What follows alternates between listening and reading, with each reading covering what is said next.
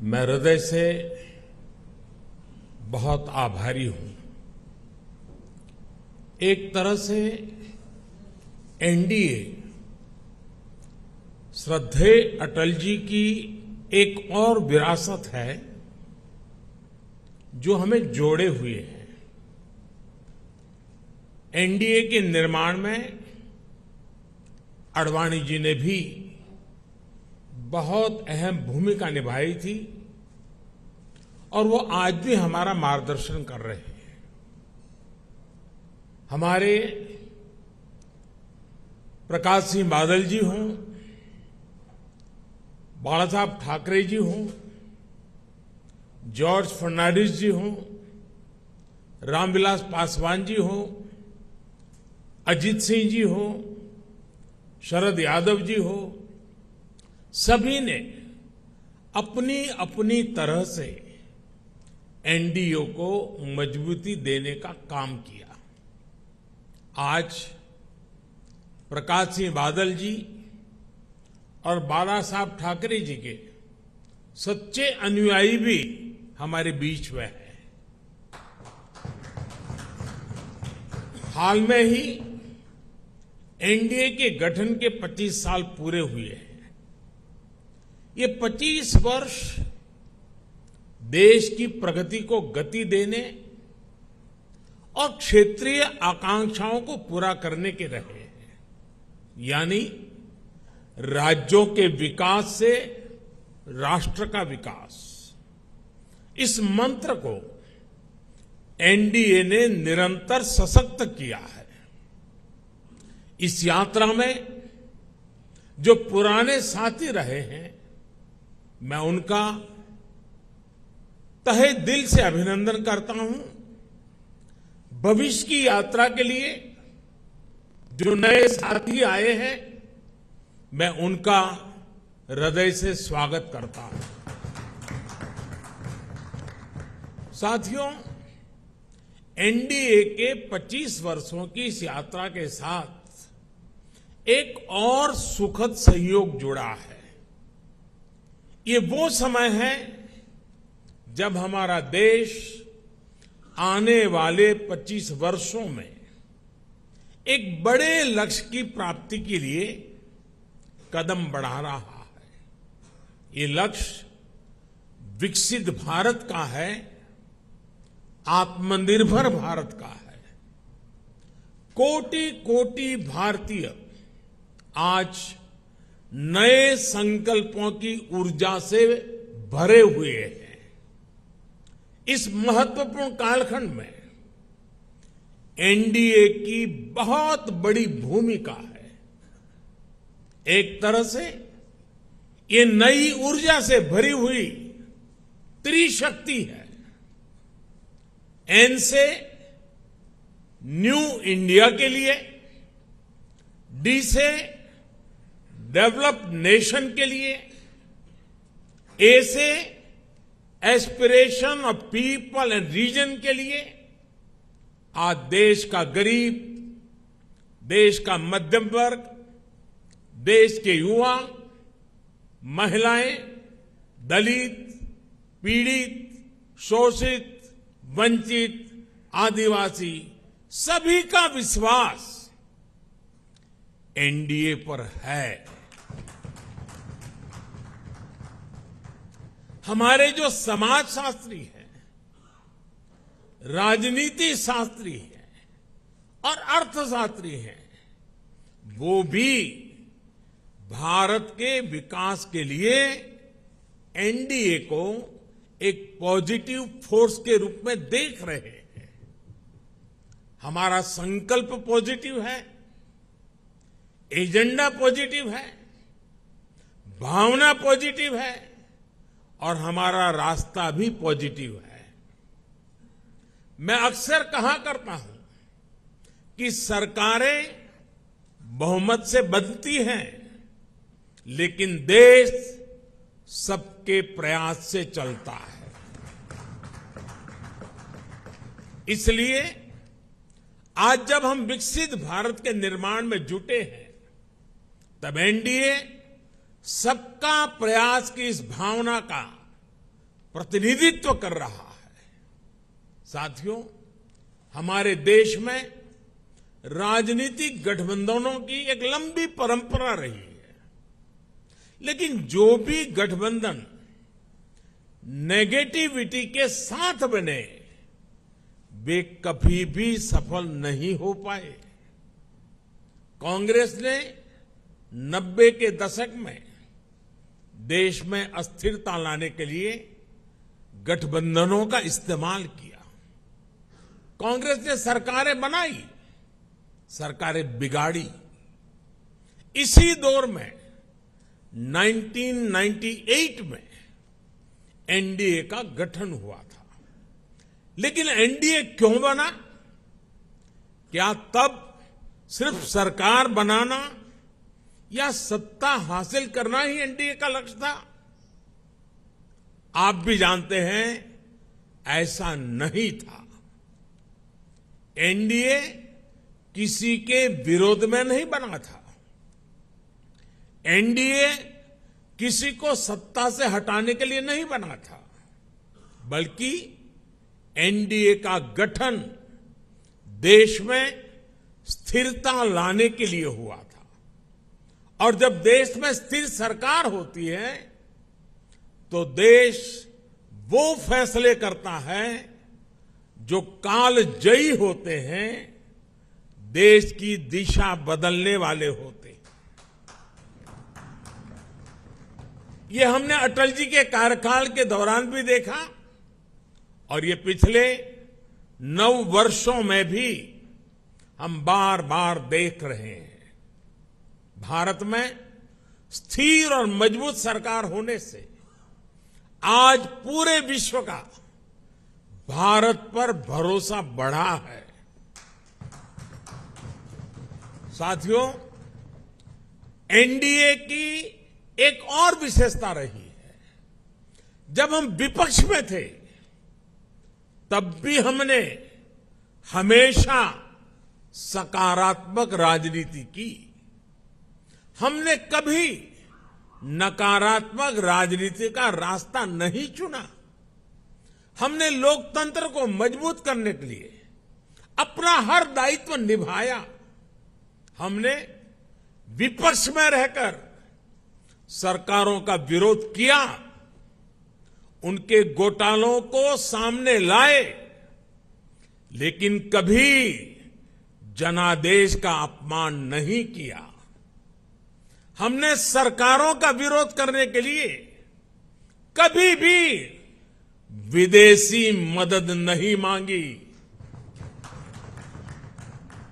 हम विपक्ष में रहे, लेकिन हमने देश के विकास में न रोड़े अटकाए और ना ही रुकावट बने। आजकल हम देखते हैं कि केंद्र सरकार की योजनाओं को विपक्ष की कई राज्य सरकारें अपने यहां लागू नहीं होने देती।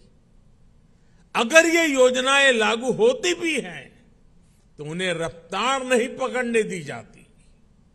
ये लोग सोचते हैं कि अगर उनके राज्यों में गरीबों को केंद्र की योजना का लाभ मिल गया तो कैसे काम चलेगा, उनकी राजनीति कैसे चलेगी।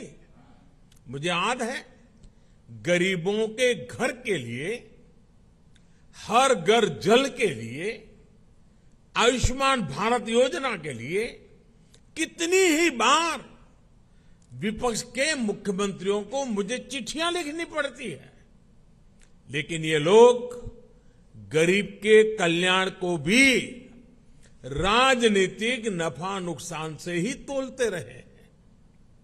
साथियों, जब गठबंधन सत्ता की मजबूरी का हो, जब गठबंधन भ्रष्टाचार की नीयत से हो, जब गठबंधन परिवारवाद की नीति पर आधारित हो, जब गठबंधन जातिवाद और क्षेत्रवाद को ध्यान में रखकर किया गया हो, तो वो गठबंधन देश का बहुत नुकसान करता है।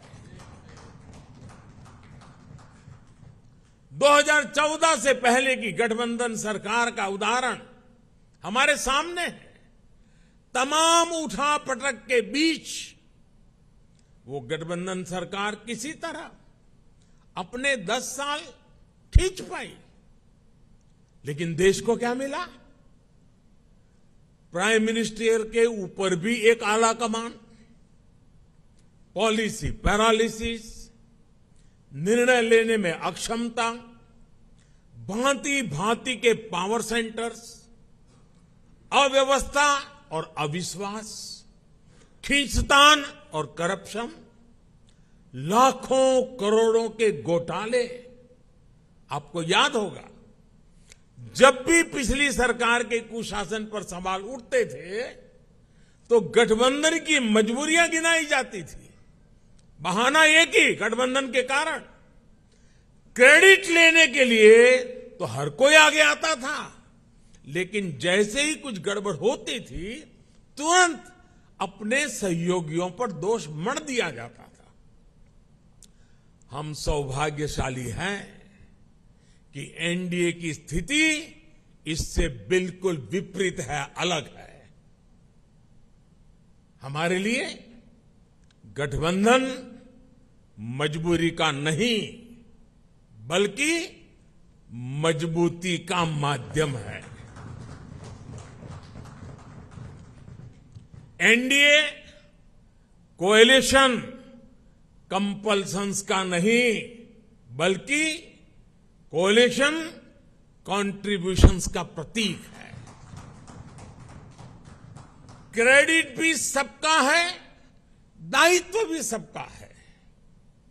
एनडीए में कोई भी राजनीतिक दल बड़ा और कोई भी राजनीतिक दल छोटा नहीं है।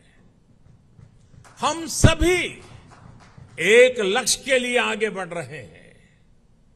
आपने देखा है 2014 हो या फिर 2019, भाजपा को बहुमत से अधिक सीटें मिली, लेकिन सरकार एनडीए की ही रही, एनडीए की भागीदारी बनी रही। साथियों, एनडीए के गठन से लेकर ही हमारा संकल्प समाज के अंतिम व्यक्ति तक पहुंचने का रहा है। जो वंचित है, जो शोषित है, उसको सशक्त करना हमारी प्राथमिकता है। आज देश की जनता देख रही है कि एनडीए में कौन कौन से दल हैं। एनडीए में जितने भी दल हैं, वे समाज के ऐसे वर्गों के बीच काम करते हैं जो वंचित रहे हैं, शोषित रहे हैं। हमारे समूह में गांव, किसान, दलित, पिछड़े, आदिवासियों के बीच काम करने वाले ये सारे नेता यहां हैं। एनडीए में जो दल है वो ऐसे क्षेत्रों में काम करते हैं जिनकी पहले दिल्ली में सुनवाई तक नहीं होती थी। एनडीए एक प्रकार से क्षेत्रीय आकांक्षाओं का बहुत ही खूबसूरत इंद्रधनुष है। एनडीए देश के लिए, देश के लोगों के लिए समर्पित है। एनडीए की विचारधारा है nation first, security of nation first. NDA की विचारधारा है प्रोग्रेस फर्स्ट। एनडीए की विचारधारा है एम्पावरमेंट ऑफ पीपल फर्स्ट। साथियों, आपको याद होगा एनडीए की बैठक में हमने संकल्प लिया था कि हम देश की गरीबी को गरीबों की ताकत से ही गरीबी को परास्त करेंगे। इसलिए इन वर्षों में हमारा सबसे ज्यादा जोर गरीबों को सशक्त करने पर रहा। हमने श्रमयोगी को सम्मान दिया, डिग्निटी ऑफ लेबर पर बल दिया। हमने गरीब को सुरक्षा का एहसास दिया। हमने गरीब को यह विश्वास दिया कि आपके हर प्रयास के पीछे एनडीए सरकार एक भरोसेमंद साथी की तरह आपके साथ खड़ी है। जैसे किसान को अगर सही बीज और खाद पानी मिल जाए तो वो पैदावार का रिकॉर्ड बना देता है, वैसे ही हमने गरीबों को सशक्त करने के लिए उन्हें हर संभव मदद की। इसका परिणाम क्या आया? अभी नीति आयोग की सबसे ताजा स्टडी आई है, आप में से कुछ मित्रों ने उसका उल्लेख भी किया। इस स्टडी के मुताबिक 2015-16 के बाद के 5 वर्षों में ही 13.5 करोड़ लोग गरीबी रेखा से बाहर आ गए हैं। इसके पूर्व वर्ल्ड बैंक की रिपोर्ट के समय सामने आया कि कैसे बहुत कम समय में ही 40-42 करोड़ लोगों ने गरीबी को परास्त किया है। आईएमएफ के मुताबिक एक्सट्रीम पॉवर्टी यानी अति गरीबी भी भारत में खत्म होने की कगार पर है, ये आईएमएफ का रिपोर्ट कह रही है। साथियों, यहां एनडीए के आप सभी साथी तो जमीन से जुड़े लोग हैं। आप देखिए, जब किसी गरीब को पक्का घर मिलता है तो ये सिर्फ एक छत की जरूरत पूरा नहीं करता, बल्कि ये उस परिवार को सुरक्षा कवच देता है, उसके सपनों को पंख देता है। जब गरीबों को बैंक लोन देने के लिए सरकार अपनी तरफ से गारंटी देती है, तब उनको एक साथी मिलता है, एक सहारा मिलता है।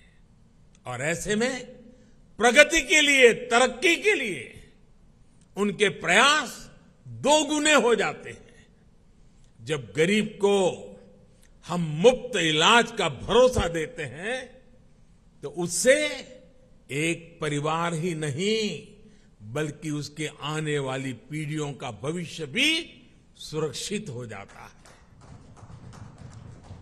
आप सभी जानते हैं कि पहले जब गरीब परिवार में बीमारी आती थी तो उसके पास 2 ही विकल्प होते थे, या तो अपनी आंखों के सामने अपनों को जीवन के लिए संघर्ष करते देखें, या फिर मकान, दुकान, खेत, खलिहान जो भी थोड़ा बहुत पास में हो उसे बेचें या गिरवी रखें। पीढ़ी दर पीढ़ी गरीब को गरीब रखने के इस कुचक्र को भी एनडीए सरकार की अनेक योजनाओं ने तोड़ दिया है। गांधी जी से लेकर बाबा साहब आंबेडकर और लोहिया जी तक सभी ने जिस सोशल जस्टिस की, सामाजिक न्याय की अवधारणा की थी, और मैं समझता हूं हम जो कर रहे हैं वो यही सच्चा सोशल जस्टिस है, सामाजिक न्याय है। एनडीए सरकार ने वोट बैंक की राजनीति को विकासवाद की राजनीति में बदला है। ये एनडीए शासन ही है जिसमें छोटे किसानों, रेहड़ी पटरी, फुटपाथ वालों को पहली बार मदद मिल रही है। हमारे विश्वकर्मा साथियों को भी पहली बार ये विश्वास मिला है कि उनके लिए भी कोई सरकारी योजना बन सकती है। साथियों, गरीबी से भारत की इस लड़ाई का एक और पक्ष है। आप सब ये भी जानते हैं कि पहले हमारी माताओं बहनों के नाम पर प्रॉपर्टी खरीदने का चलन कम ही था। वे एक प्रकार से घर के, समाज के आर्थिक फैसलों से कटी हुई थी। देश की आधी आबादी और परिवार को चलाने वाली ताकत का जब ये हाल हो तो गरीबी से पार पाना आसान कैसे हो सकता था। अब जब बहनों के नाम बैंक अकाउंट खुले, उनके नाम पर घरों की रजिस्ट्री हुई, उनके नाम पर ऋण मिलने लगे, तो एक नया सामर्थ्य समाज में पैदा हुआ। मुद्रा योजना की सबसे बड़ी लाभार्थी हमारी बहनें हैं। स्टार्टअप इंडिया की सबसे बड़ी लाभार्थी हमारी बेटियां हैं। जो देश में 9 करोड़ स्वयं सहायता समूह बने हैं, उनकी सबसे बड़ी लाभार्थी गांव में रहने वाली दलित, पिछड़े, आदिवासी समाज की बहनें हैं। मैं पिछले दिनों मध्य प्रदेश गया था, एक आदिवासी गांव में गया था। वहां ये स्वयं सहायता समूह की आदिवासी बहनों से मिलना हुआ। जितने समूह थे, उन्होंने कहा अब तो हमारी पहचान है, हम लखपति दीदी हैं। हमारा कारोबार इतना है कि आज हम लखपति बन गए हैं। ये बहुत बड़ा परिवर्तन है साथियों, एनडीए सरकार ने महिलाओं के कल्याण को, उनकी तकलीफ कम करने को सर्वोच्च प्राथमिकता दी है। जब घर में टॉयलेट बना तो बहनों को सम्मान और सुरक्षा दोनों मिला। जब नल से जल आया, गैस का सिलेंडर आया, तो उनकी परेशानी कम हुई, उनके समय की बचत हुई। इस समय को वो अपने परिवार की आय बढ़ाने में उपयोग कर रही है। ये सिर्फ गरीबी से बाहर निकलने का प्रयास नहीं है, बल्कि वुमेन लेड डेवलपमेंट का रास्ता है, जिसे एनडीए सशक्त कर रहा है। आज डिफेंस से लेकर माइनिंग तक हर सेक्टर को बेटियों के लिए खोल दिया गया है। देश को पहली आदिवासी महिला राष्ट्रपति देने का सौभाग्य एनडीए को मिला है।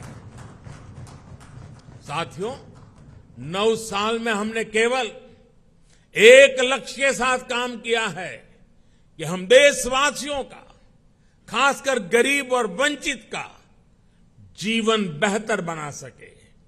मैं चाहूंगा कि जो लोग एकेडमिक्स से जुड़े हैं, गवर्नेंस स्टडीज से जुड़े हैं, वो इस दिशा में रिसर्च करें। किसी भी सरकार का फ्यूचर विजन क्या है, स्केल ऑफ वर्किंग क्या है, स्पीड ऑफ वर्किंग क्या है, उसकी वर्क स्पिरिट क्या है, इसका मूल्यांकन किया जाए।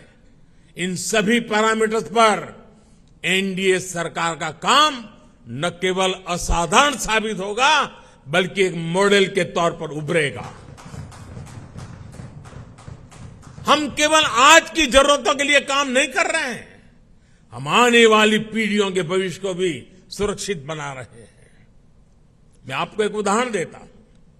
हमारे लिए बहुत आसान था कि आजादी के 75 साल पूरे होने पर हम भी कोई स्मारक बना देते, दिल्ली में कोई ऐसी इमारत अपने नाम पर खड़ी कर देते थे, या कोई मूर्ति लगवा देते।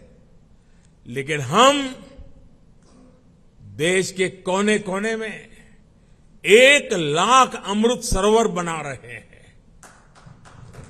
हमारा स्केल, हमारा स्पीड, हमारी स्पिरिट, और इसकी वजह से हमारे काम का स्कोप ये अभूतपूर्व है। हम विकास भी कर रहे हैं और विरासत को भी सहेज रहे हैं। हम मेक इन इंडिया पर भी बल दे रहे हैं और पर्यावरण की रक्षा भी कर रहे हैं। साथियों, हमारी नीयत साफ है, नीति स्पष्ट है और निर्णय ठोस है। एनडीए सरकार ने बीते 9 वर्षों में भ्रष्टाचार के हर रास्ते को बंद करने के लिए हर संभव प्रयास किए हैं। पहले सत्ता के गलियारों में जो बिचौलिए घूमते थे, हमने उनको बाहर कर दिया है। हमने टेक्नोलॉजी की मदद से लीकेज की हर संभावनाओं को दूर किया है। जनधन, आधार, मोबाइल, इसकी त्रिशक्ति से हमने करोड़ों फर्जी लाभार्थियों को गरीबों का हक छीनने से रोका है। अब सोचिए, देश में करीब करीब 10 करोड़ ऐसे फर्जी लाभार्थी थे जिनका जन्म ही नहीं हुआ था और जिन्हें सरकारी मदद जा रही थी। ये पैसे मेरे किसी गरीब भाई बहन के थे, किसी आदिवासी के थे, किसी पिछड़े और दलित साथी के थे। ये एनडीए सरकार है जिसने गरीब से हो रही इस लूट को बंद किया है। इन 9 वर्षों में 30 लाख करोड़ रुपए, यह आंकड़ा छोटा नहीं है, 30 लाख करोड़ रुपए डायरेक्ट बेनिफिट ट्रांसफर डीबीटी के जरिए सीधे लाभार्थियों के बैंक खातों में पहुंचे। ऐसा करके हमने गरीबों का कम से कम 3 लाख करोड़ रुपया गलत हाथों में जाने से बचाया है। साथियों, लोकतंत्र में राजनीति अलग अलग विजन को देश के सामने रखने का एक माध्यम होती है, लेकिन हर विजन का, हर विचारधारा का मकसद एक ही होता है, गुड गवर्नेंस और देशवासियों की सेवा।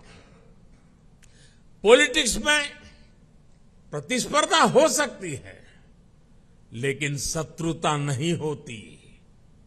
आखिरकार हम एक ही देश के लोग हैं, एक ही समाज का हिस्सा है। लेकिन दुर्भाग्य से आज विपक्ष ने अपनी एक ही पहचान बना ली है, हमें गाली देना, हमें नीचा दिखाना। बावजूद इसके हम एनडीए के सभी साथियों ने हमेशा देश को दलों के हित से ऊपर रखा है।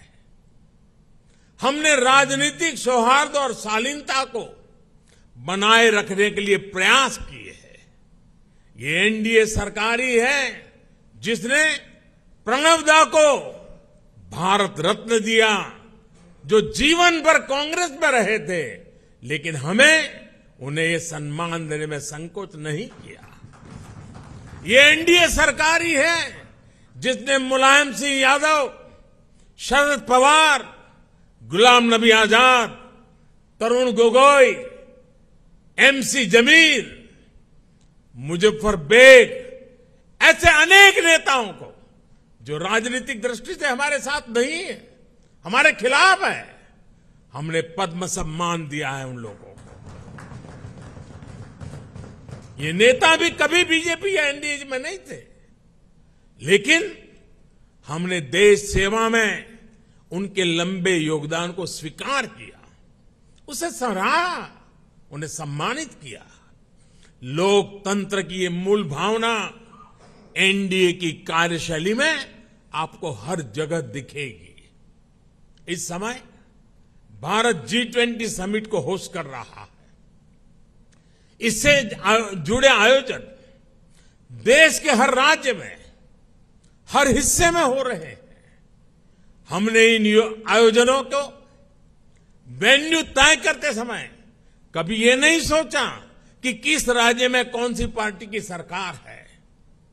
कोरोना के समय भी मैंने लगातार सभी राज्यों के मुख्यमंत्रियों के साथ व्यक्तिगत संवाद किया, मीटिंग की। कौन मुख्यमंत्री किस पार्टी का है, ये विचार कभी हमारे बीच नहीं आया। इसी तरह आप उन दिनों को भी याद करिए जब भाषा, लैंग्वेज लोगों को बांटने के एक टूल के तौर पर इस्तेमाल होती थी। लेकिन एनडीए सरकार की सोच देखिए। एनडीए सरकार ने मातृभाषा को बल देना शुरू किया और आज भाषाओं के माध्यम से, मातृभाषा के माध्यम से मेरे युवा डॉक्टर और इंजीनियर बने, इसका अवसर देने का जरिया भाषा बन रही है। हमने हमारी विरासत को, धरोहरों को ग्लोबल बनाने के लिए लगातार प्रयास किए हैं। यहां पर कई हमारे साथियों ने इसका उल्लेख किया। आज योग वैश्विक एकता का एक माध्यम बन गया है। आज मिलेट्स एक ग्लोबल ट्रेंड बन रहा है।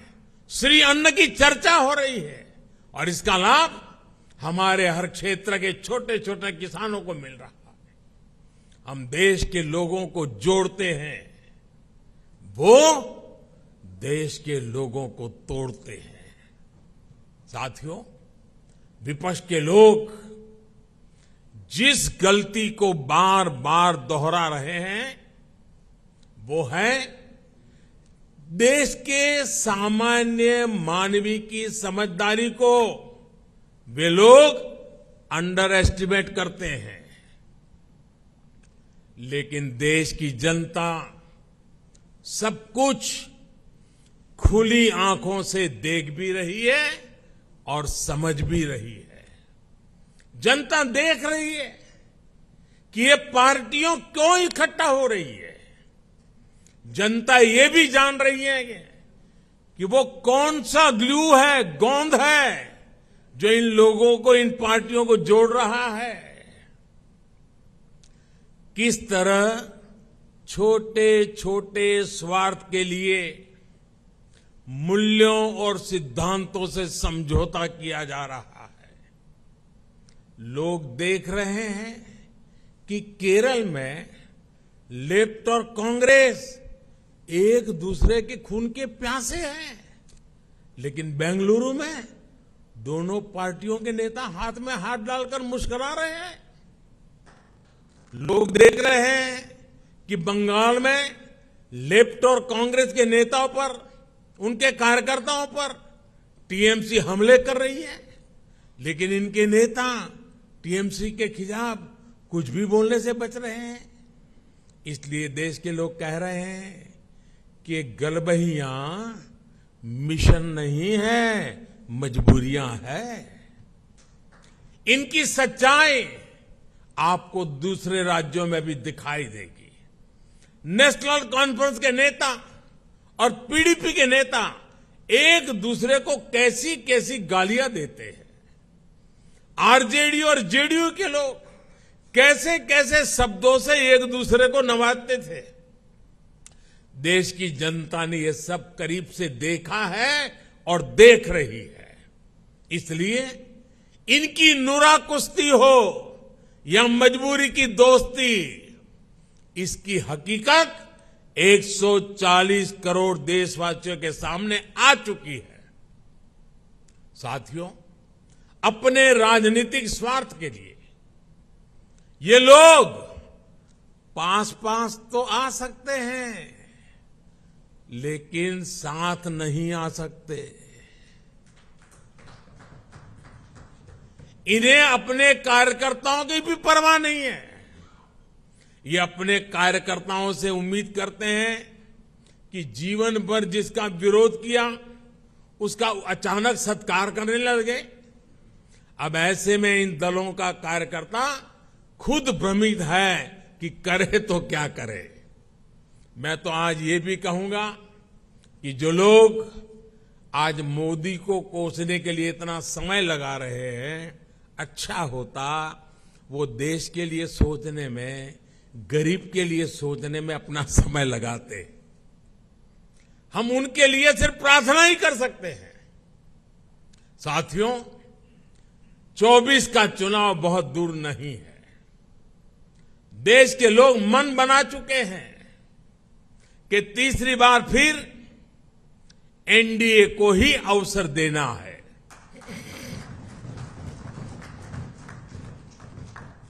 देश का मन आप जानते हैं, लेकिन विदेश का मन भी बहुत कुछ संकेत दे रहा है। आमतौर पर जब भी किसी देश में चुनाव का समय निकट आता है तो उसका बहुत बड़ा असर उसके वैश्विक संबंधों पर भी होता है। हर एक को लगता है कि भाई अब तो चुनाव का वर्ष है, अभी इस सरकार के साथ अभी रहने दो, एक बार चुनाव हो जाए, नई सरकार आएगी तब सोचेंगे। स्वाभाविक है। कोई भी दूसरा देश उस सरकार के साथ जो चुनाव बिल्कुल निकट हो वहां संबंध बनाने से पहले, संवाद करने से पहले 100 बार सोचता है। फॉरेन कंट्रीज हमेशा चुनाव के नतीजों का इंतजार करते हैं। लास्ट ईयर जब होता है तो सोचते हैं कि भाई एक बार चुनाव नतीजा आ जाना तो फिर देखेंगे। जो सरकार जाने वाली होती है उस पर कोई भी देश अपना टाइम और एनर्जी इन्वेस्ट नहीं करना चाहता, लेकिन इस समय भारत का मामला कुछ अलग है। सबको पता है कि हमारे यहां कुछ महीनों में चुनाव होने वाले हैं, फिर भी अनेकों महत्वपूर्ण देश, चाहे अमेरिका हो, फ्रांस हो, ऑस्ट्रेलिया हो, जापान हो, यूएई हो, यूके हो, सब एनडीए सरकार के प्रतिनिधियों को इनवाइट कर रहे हैं। तमाम देश भारत को मान और सम्मान दे रहे हैं। कितने ही देश भारत के साथ बड़े बड़े और वो भी दूरगामी समझौते कर रहे हैं। ऐसा इसलिए क्योंकि वो भी जानते हैं कि भारत के लोगों का भरोसा एनडीए पर है।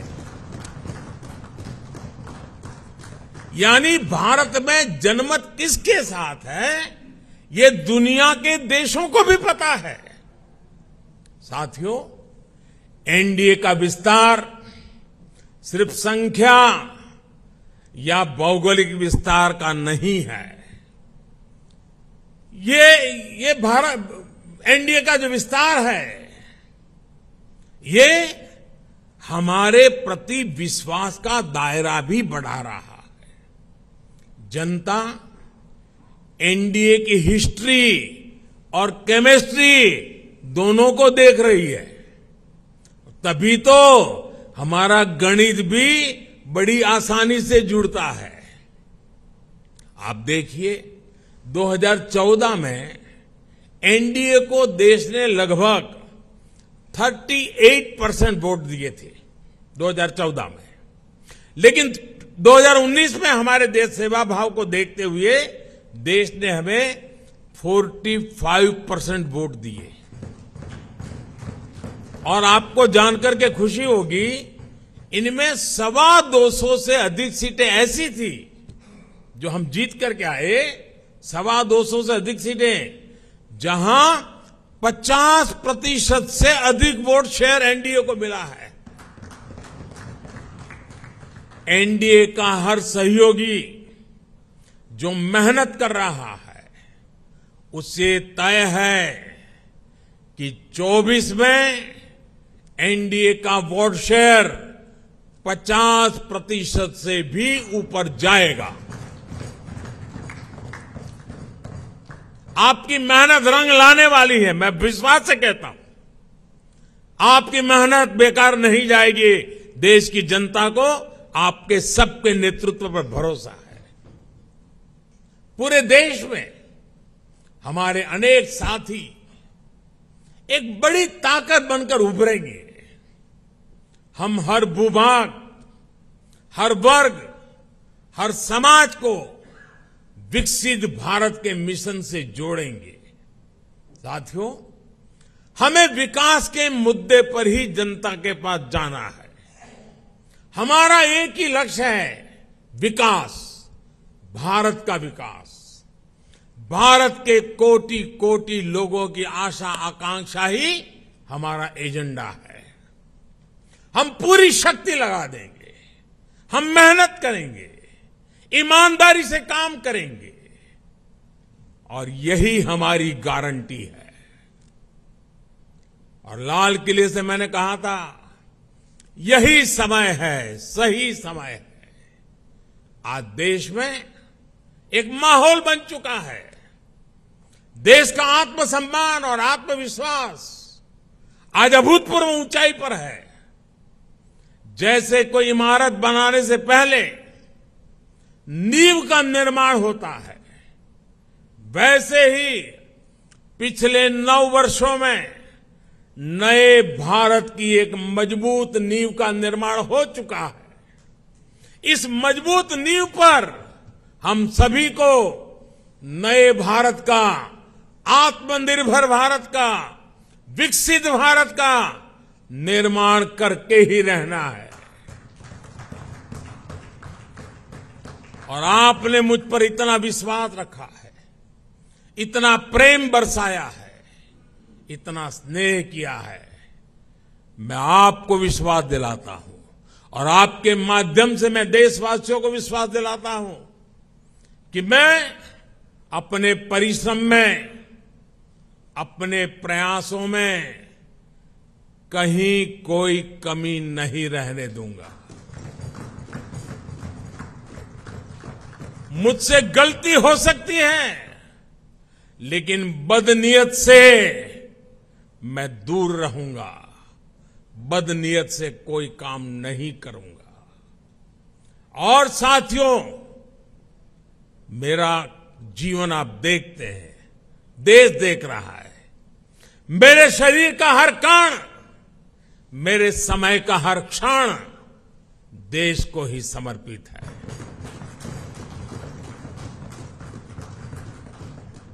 आपका ये विश्वास, आपके ये आशीर्वाद, ये मेरी ऊर्जा है।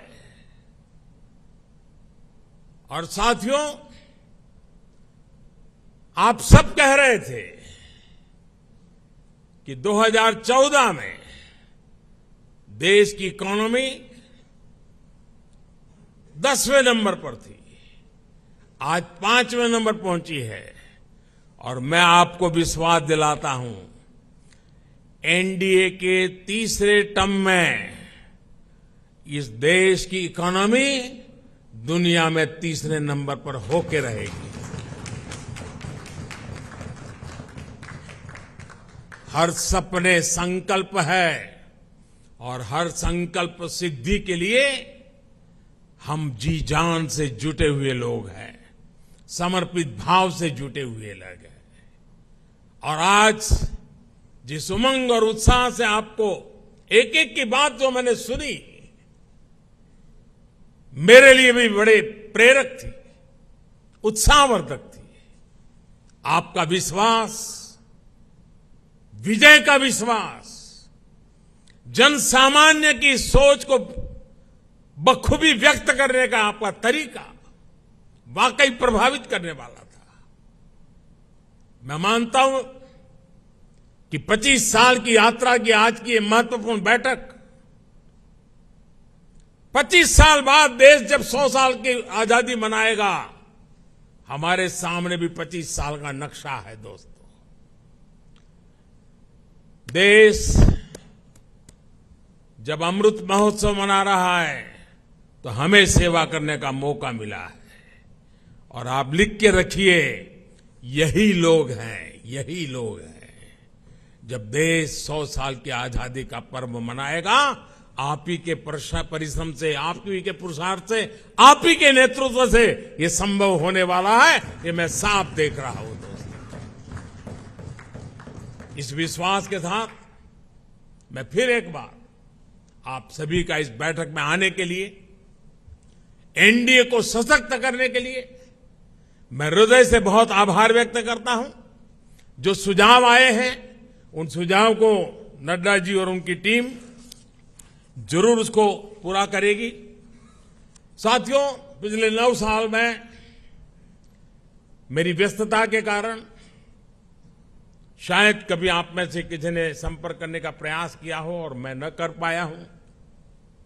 हो सकता है इस 9 साल में मेरे प्रवास के दरमियान शायद एसपीजी सिक्योरिटी का कारण आपको उचित स्थान न मिला हो सकता है किसी इनविटेशन कार्ड में आपका नाम रह गया हो। 9 साल में ऐसा बहुत कुछ हो सकता है, लेकिन आपने कभी भी शिकायत नहीं की, आपने कभी भी मन में बुरा नहीं माना। गलतियां हुई होगी, कभी कभी तो मेरे ध्यान में भी आई है कि कार्यक्रम के बाद पता चलता, अरे वो तो वहां खड़े थे, उनको तो यहां होना चाहिए था। लेकिन उसके बावजूद भी आपका प्रेम कभी कम नहीं हुआ। साथियों, ये विश्वास मेरी बहुत बड़ी ताकत है, मेरी बहुत बड़ी पूंजी है, और आप ही के भरोसे, आप ही के साथ चलने का मुझे एक बहुत अनुभव भी मिलता है, आनंद भी मिलता है। मैं फिर एक बार आप सभी साथियों का हृदय से आभार व्यक्त करता हूं, और मैं विश्वास दिलाता हूं कि हम देश की आशा आकांक्षाओं को पूरा करने में एक टीम बन करके, एकता के साथ, एकजुटता के साथ, आत्मविश्वास के साथ, संकल्प के साथ चल पड़ेंगे, विजयी होके रहेंगे। जनता के आशीर्वाद पूर्व बाहर मिलते रहेंगे। अपने कर्तृत्व के कारण, समर्पण के कारण, ध्येय निष्ठा के कारण, जनता के प्रति हमारे लगाव के कारण ये सब संभव होने वाला है। जनता जनार्दन है, जनार्दन में मेरा विश्वास है, उस विश्वास से परिणाम निश्चित है। फिर एक बार आप सबका बहुत बहुत धन्यवाद। नमस्कार।